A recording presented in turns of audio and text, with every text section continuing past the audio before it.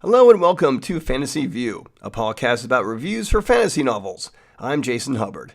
Now, I have a feeling this is going to be a long episode because this is a book that's definitely worth talking about. Faith of the Fallen by Terry Goodkind. Now, that's a hell of a name, isn't it? When you hear a name like that, you think of a man who surrounds himself with puppies and kittens and potted plants. Yeah, you go ahead and hold that image in your mind a while longer, because I guarantee you, by the end of this review, that image will have completely disappeared. When I picked up this book in the supermarket, I had no idea it was controversial in any way. I just liked the cover art. It's of two statues, a man and a woman dressed in togas.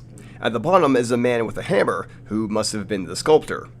The artwork was obviously that of a fantasy novel, yet it wasn't too obvious. It intrigued me. Soon after starting it, I was quickly aware that the story was influenced by some kind of doctrine or philosophy. It was all in the rhetoric, which is language meant to be persuasive or compelling. This rhetoric takes a few steps further than what you usually find in stories of adventure and heroism, such as, goodness is good, evil is bad. Well, okay, most fantasy authors are good at including more compelling moral quandaries than that. I'm just saying that Goodkind, he should be a car salesman, I'm telling you. He presents some solutions and justifications that go beyond the norm. At first, I took this rhetoric to be from American conservatism. You know, quote-unquote fuzzy math and all that. But according to my very good friend, Wikipedia, which claims that Antarctica won World War II, it actually comes from a philosophy called objectivism. More specifically, it's a kind of objectivism that was outlined by writer Ayn Rand. This school of philosophy teaches certain things like how reality can only be perceived through one's bodily senses rather than one's imagination. Selfishness is a virtue, since one's survival is very important, and that government should have a limited role in people's lives. Objectivism doesn't share every viewpoint with American conservatism, but it has allegedly influenced many conservatives and libertarians. Now, I'm not a very political person. I've done my fair share of voting, but I'm conflicted between the two ideologies, conservatism and liberalism, so I'd make a poor politician. If I were to ever run for office, my platform would be, free hugs for everyone who qualifies for Medicare. Sure, I'd win in a landslide, but I'd feel bad about it. So, at the risk of sounding like a clueless idiot, let me try and lay out a fundamental belief that comes from American conservatism. Conservatives believe that one should make his or her way in the world through their own steam.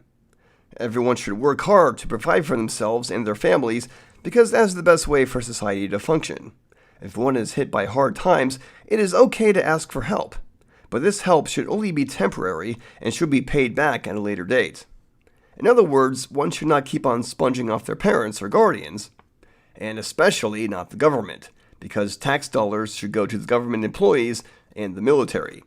Of course, that's not all there is to it. I'm leaving out fiscal responsibilities and social sensibilities, but for the purpose of this review, that description I just gave is all you need to know. That bit of doctrine from American conservatism is what I mostly got out of Faith of the Fallen.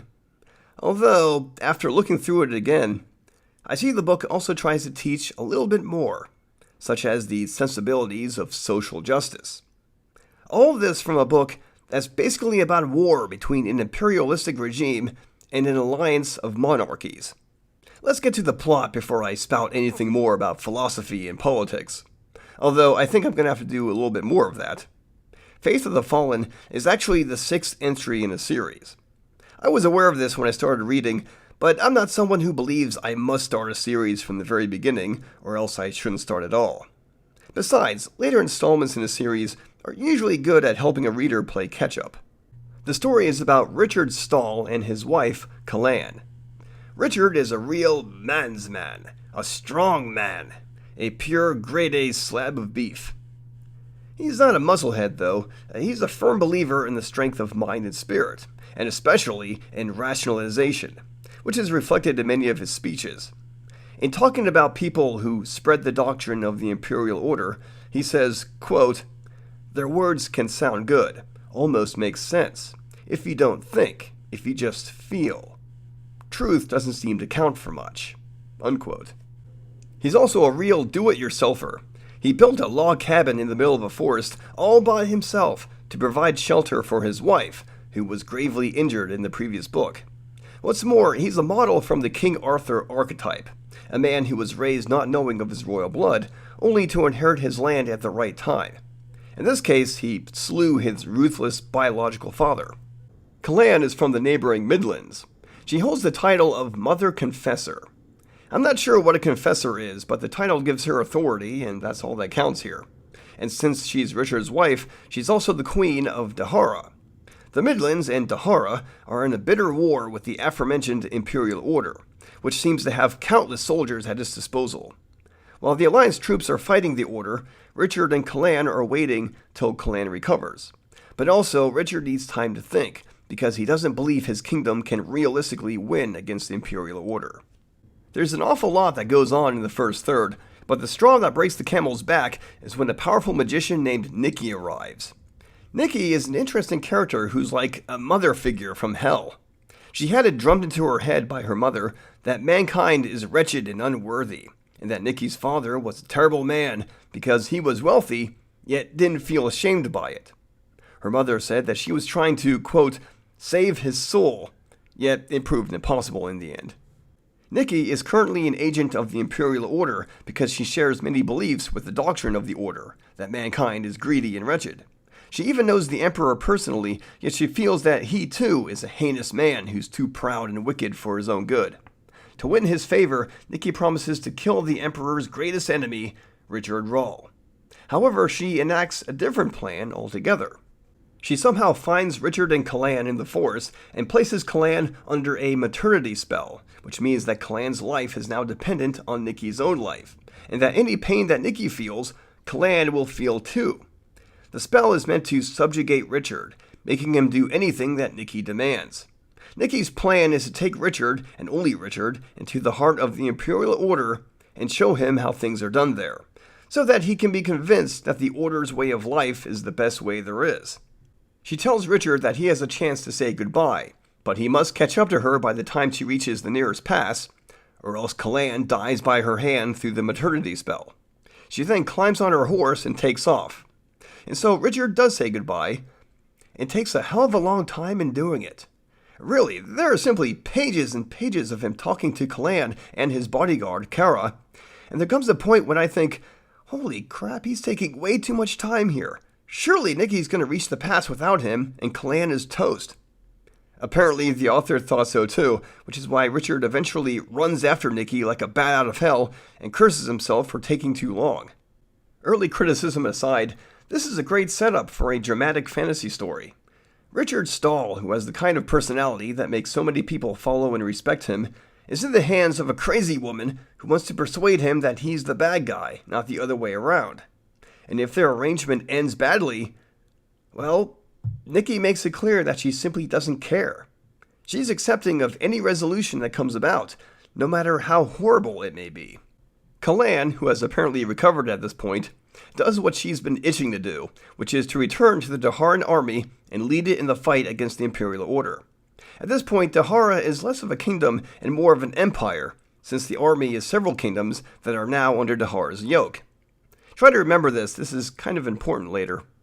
Like Richard, Kahlan is a strong and natural leader who was firm in her belief that the Imperial Order must be stopped. But unlike Richard, Kahlan comes across as a bit of a Mad Hatter. The first strategy she enacts is to attack an enemy encampment which is meant for R&R, containing prostitutes, cooks, and surgeons. Kahlan intends to take away some comforts from enemy soldiers, but she doesn't just imprison the non-combatants. She has every single one of them slain. In the real world, the United Nations would constitute this a war crime, yet no one in the book argues against this strategy because they honestly believe it's a good and proper strategy to take against a ruthless enemy. If anyone did argue against it, Kahlan would probably pull rank and threaten to accuse the person of treason, which is punishable by death. She's done this very thing before, not long prior to this scene. The next scene with Kahlan that I want to talk about won't be easy to explain because it has a complicated setup. It has to do with relationships between characters and events from previous installments. But what the hell? I need to talk about it because This scene kind of moved me. And not in a touchy-feely kind of way. So here's the setup. Queen Cirilla is the ruler of Gallia. There's also her brother, Prince Harold, who has no desire to rule, but he is the commander of the army. Back when they were children, their father was kidnapped by a group called the Confessors, and he was forced to have a child. This child happened to be Kahlan, who is now the Mother Confessor, if you can remember. So Kahlan is the half-sister of Cirilla and Harold. She reminds them of how their father had been taken away for a time, yet they don't hold her responsible, and they maintain an amicable relationship. Not long ago, Queen Cirilla was kidnapped by agents of the Imperial Order, and they threw her into a pit along with rapists and murderers. Prince Harold managed to rescue her, but her time in the pit put her in a fit of madness. She can't think straight, and thus can't be trusted to run the kingdom. Her brother, still unwilling to rule himself, placed the care of Gallia in Kahlan's hands. And Kahlan went ahead and made Gallia a part of the Dahar Empire, so while it's still technically its own kingdom, it's now part of a greater whole.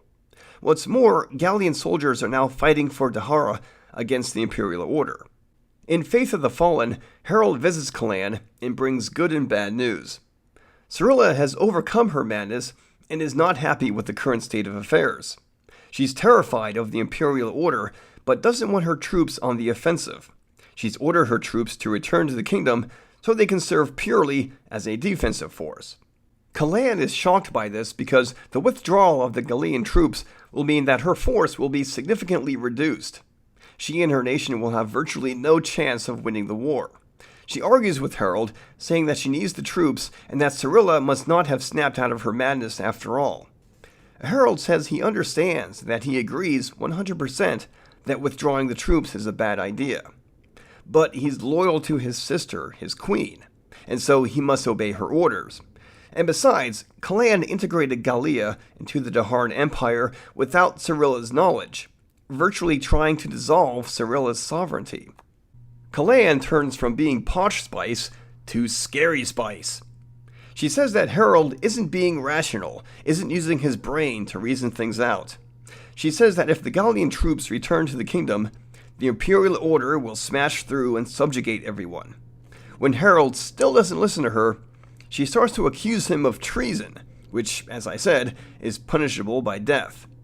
This treason stems from the fact that it's her, Kahlan, and not Queen Cirilla, who is Harold's supreme leader.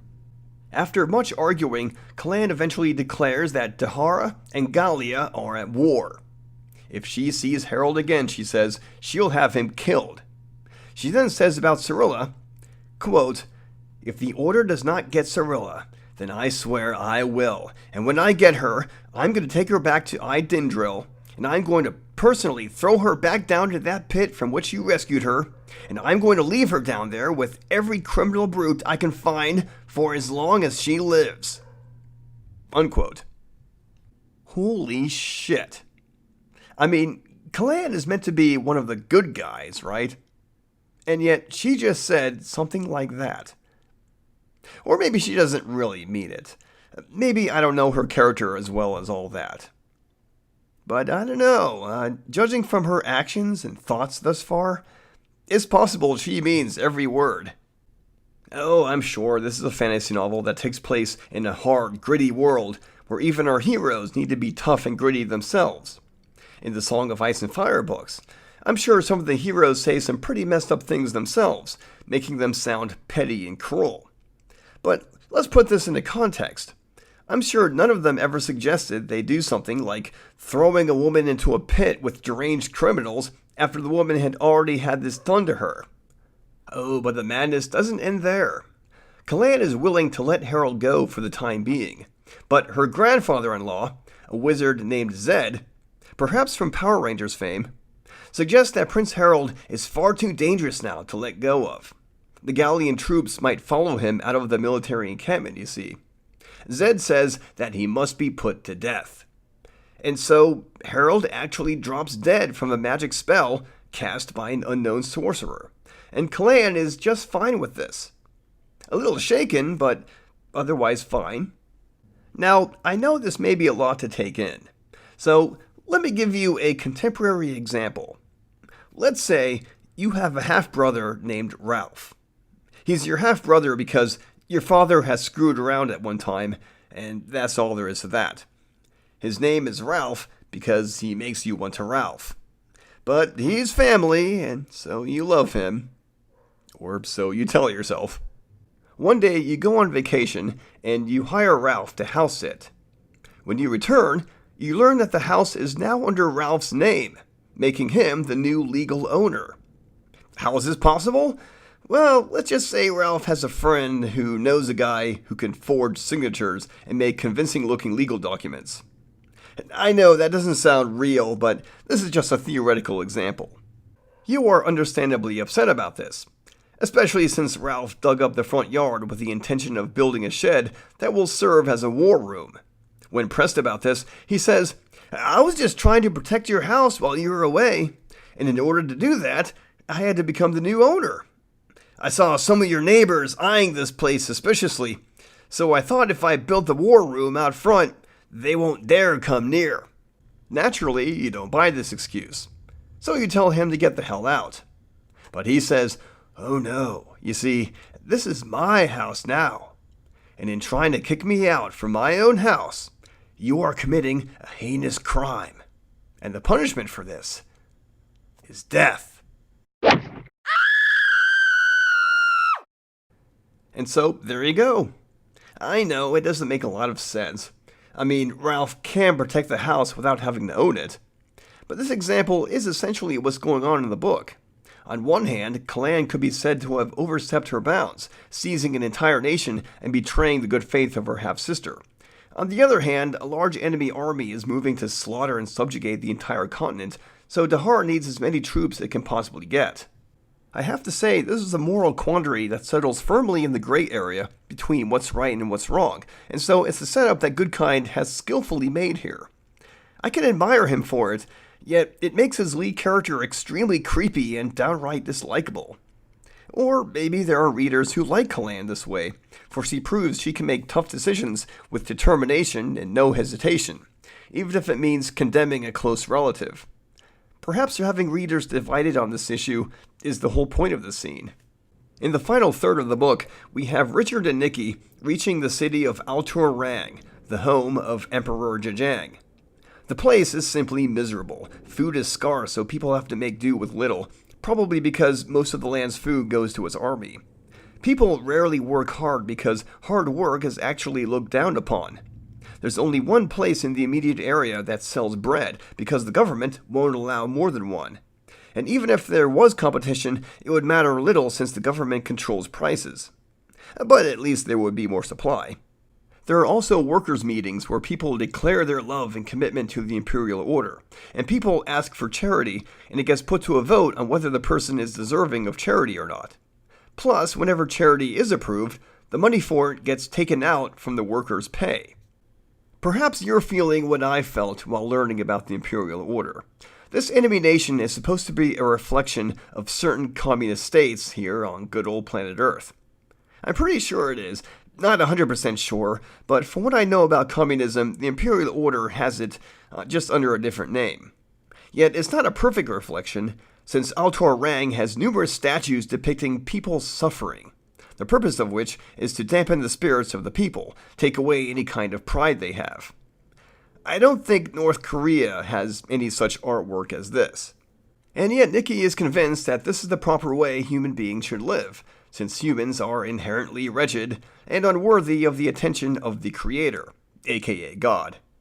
Richard makes his thoughts clear that she's wrong, that there's nothing wrong with people trying to better themselves and their living conditions, something that the people of Altor Rang are discouraged from doing.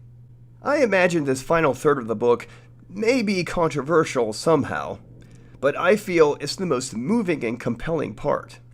Richard happens upon a job opportunity, and he works his ass off, not just for himself, but for a loathsome snake of a woman who's pretending to be his wife.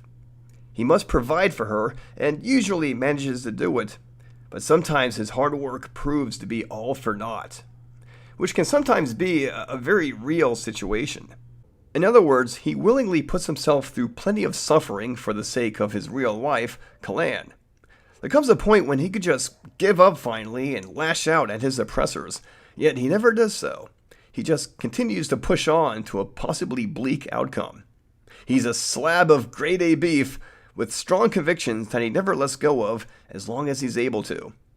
It's hard not to admire him for this, even as his wife is killing non-combatants and sending her half-brother to death for being loyal to his sister.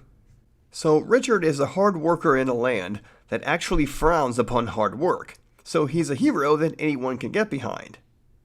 But I don't know. I don't think I can easily judge this character just from this story alone. I mean, who's to say that he wouldn't agree with his wife's war strategy if he happened to be alongside her? And it's possible that in a previous installment, Richard himself had scrambled to find any excuse for outright murder, just as Kahlan had in this installment. My final thoughts on Faith of the Fallen might not be what you'd expect. I do admire this story, for Terry Goodkind has balls of steel to inject the story with aspects of a real-life doctrine and political leanings. But just because I admire it doesn't necessarily mean I like it. Many of the characters are okay, but when particular heroes act like villains, and no, I don't mean anti-heroes, that's when I have to draw a line and become wary of a storyteller's intentions. Even so, I recommend the story to any fantasy reader just because it may be unlike anything they've ever read before. It's damn near impossible not to have a strong opinion about it, especially if you're aware of history and recent world events. In fact, if you happen to be in a book club, you might want to recommend this book as an entry, even if your club doesn't ordinarily take on fantasy titles. The downside is that it's a pretty long book at nearly 700 pages, many of which have filler, but the upside is that the story may start some interesting discussion. Just brace yourself for the impending yelling and food fights and cat scratching. I'm Jason Hubbard. Thanks for listening to Fantasy View, and please, keep reading.